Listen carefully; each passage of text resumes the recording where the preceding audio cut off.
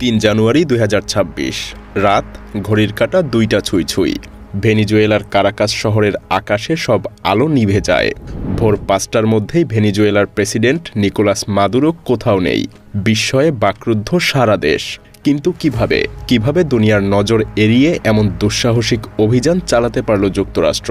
আসলে সবার চোখ তখন ক্যারিবীয় সাগরের দিকে। মার্কিন নৌবহর এবং যুদ্ধজাহাজগুলোর মহড়ায় ব্যস্ত বিশ্ব মিডিয়া। তাতে হতভম্ব ভেনিজুয়েলার সামরিক বাহিনীও নজর রাখছিল সমুদ্রে সম্ভাব্য আক্রমণের আশঙ্কায়। কিন্তু এই দিকে মনোযোগ দেওয়ার ফাঁকে রাজধানী কারাকাসে নিঃশব্দে চলছিল এক ছায়াযুদ্ধ। এটা কোনো নিয়মিত যুদ্ধ না, ছিল এক সুচারু সার্জিক্যাল এক্সট্রাকশন অভিযান। টার্গেট স্বয়ং দেশের রাষ্ট্রপতি। এই অভিযান পরিকল্পনা করতে সময় লেগেছে বহু মাস, কারণ রাতারাতি এভাবে কোনো দেশের প্রেসিডেন্টকে হুট করে তুলে নিয়ে যাওয়া সম্ভব না। আগেই পাতা হয়েছিল জাল। মার্কিন নৌবাহিনী ভেনিজুয়েলার উপকূল ঘিরে রেখেছিল।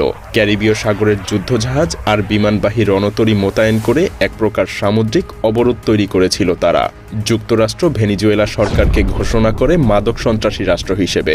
বাহানা যেন মাদক পাচারকারীদেরকে তারাই ধরবে। কিন্তু আসলে এই পুরো অবস্থান গ্রহণের আসল লক্ষ্যই ছিল একজন, প্রেসিডেন্ট নিকোলাস মাদুরো। সিআইএর গোয়েন্দারা মাসের পর মাস তার গতিবিধি নজরে রেখেছিল। অপেক্ষায় ছিল কখন তিনি নিরাপত্তা বেষ্টনী সহ এক জায়গায় স্থির হবেন।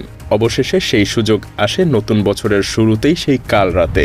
অপারেশন সাউদার্ন স্পিয়ার নামে এই গোপন মিশনে ঠিক রাত ২টায় নির্দিষ্ট সময়ে মার্কিন এয়ারফোর্সের অত্যাধুনিক কয়েকটা F-35 স্টেলথ ফাইটার জেট আকাশে গর্জে ওঠে। এসব স্টেলথ যুদ্ধ বিমান রাডারকে ফাঁকি দিয়ে ভেনিজুয়েলার আকাশসীমা ভেদ করে ঢুকে পড়ে এবং শত্রুর আকাশ প্রতিরক্ষা ব্যবস্থায় বিশাল ফাঁক তৈরি করে ফেলে। ভেনিজুয়েলার চারদিকে মোতায়েন রাশিয়ার তৈরি S-300 ক্ষেপণাস্ত্র রাডারগুলোকেও শুরুতেই ধ্বংস করে দেয়া হয়। আকাশপথ পরিষ্কার হতেই কারাকাসের দিকে উড়ে আসে ডেল্টা ফোর্সের বিশেষ হেলিকপ্টার স্কোয়াড্রন। কিন্তু আসল হামলার আগে দেয়া হয় এক নজিরবিহীন ধোঁকা। ডেল্টা ফোর্সের হেলিকপ্টারগুলো রাজধানীর দিকে রওনা দেওয়ার সাথে সাথেই F-35 জেটগুলো যেন ভিন্ন দিকে মোড় নেয়।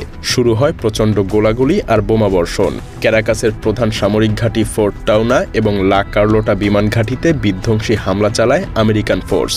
তীব্র বিস্ফোরণে চারদিক কেঁপে ওঠে। দিগন্তেও আগুনের লেলিহান শিখা দেখা যায়। মুহূর্তেই রাজধানীর যোগাযোগ ব্যবস্থা ভেঙে পড়ে এবং গোটা শহর বিভ্রান্তিকর অন্ধকারে তলিয়ে যায়। আর রাতের এই ধ্বংসযজ্ঞের মূল উদ্দেশ্যই ছিল শহর ধ্বংস না, বরং আরেকটা টিমকে নিঃশব্দে ঢুকে পড়ার সুযোগ করে দেয়া। একটা ছদ্মবেশী ধোঁকা বা আড়াল মাত্র। এই ফাঁকে মূল আক্রমণকারী দলটা নীরবে কাজ শুরু করে দেয়। মার্কিন বিশেষ বাহিনী ডেল্টা ফোর্স প্রস্তুত ছিল কারাকাসের কেন্দ্রে পৌঁছাতে। রাতের আকাশে একেবারে নিচু দিয়ে উড়তে থাকা হেলিকপ্টারগুলো রাডারের চোখ এড়িয়ে ভবনের ছাদ ছুঁই ছুঁই করে এগোতে থাকে। কোনো সতর্কবার্তা ছাড়াই ঠিক এভাবেই ফোর্ট টাউনা সামরিক কমপ্লেক্সের ভেতরে প্রেসিডেন্টের অতি সুরক্ষিত আশ্রয়স্থলের ওপর হেলিকপ্টারগুলো হানা দেয়।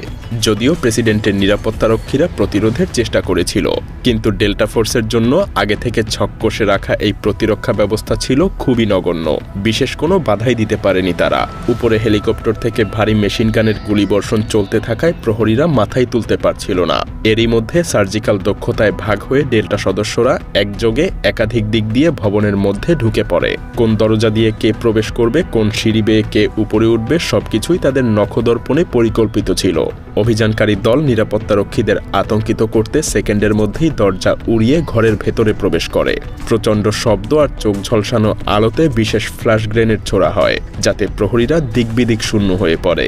শক্ত লোহার দরজাগুলো দ্রুত ব্লোটর্স দিয়ে কেটে ফেলা হয় বা প্রয়োজনে বিস্ফোরক দিয়ে উড়িয়ে দেয় ডেল্টা টিম। মাদুরো তখন মাত্র ঘুম থেকে উঠে যেন ধাঁধায় পড়ে যায়।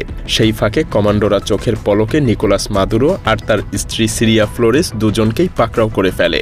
বিন্দুমাত্র আলাপ আলোচনার সুযোগ না দিয়ে কয়েক সেকেন্ডের মধ্যেই এই দম্পতিকে সম্পূর্ণ নিয়ন্ত্রণে নিয়ে নেয় ডেল্টা ফোর্স। বিশেষ ধরনের দুটো ভারী পরিবহন হেলিকপ্টার ভবনের ছাদের কাছে প্রায় অবতরণ করে মাদুরো দম্পতিকে দ্রুত উঠিয়ে নেয় এবং দ্রুত সেখান থেকে উড়াল দেয়। ফলে কোনো রকম বিরতি না নিয়েই মিনিটের মধ্যেই তারা বন্দীদের নিয়ে মাঝ আকাশে উড়াল দেয়। কারাকাসের আকাশ পেরিয়ে হেলিকপ্টারগুলো দ্রুত ভেনিজুয়েলার সীমানা ছাড়িয়ে ক্যারিবীয় সাগরের দিকে পাড়ি জমায়। সেখানে সমুদ্রে প্রস্তুত ছিল যুক্তরাষ্ট্রের এক বিশাল বিমানবাহী রণতরী, যাকে মূলত একটা ভাসমান ঘাঁটিই বলা যায়। তাদের মিশন সফল। অপারেশন সাউদার্ন স্পিয়ার রাতারাতি পুরো দক্ষিণ আমেরিকার ভূরাজনৈতিক মানচিত্র বদলে দেয়। ইতিহাসে এই প্রথম কোনো ক্ষমতাসীন রাষ্ট্রপ্রধানকে এভাবে গোপনে বাহিনী দিয়ে তুলে আনা হয়। যুক্তরাষ্ট্র বিশ্বকে বোঝালো যেন কেউই তাদের নাগালের বাইরে না। এক শ্বাসরুদ্ধকর অভিযান যা যেকোনো থ্রিলার চলচ্চিত্রকেও হার মানায়। ধোঁকা, দ্রুততা আর নিখুঁত পরিকল্পনার এই মিশন পৃথিবীকে যেন দেখিয়ে দিল আমেরিকার কালো থাবা থেকে কেউই নিরাপদ না, কারণ তারা কোনো নিয়ম নীতির তোয়াক্কা করে না। জোর যার, মুল্লুক তার।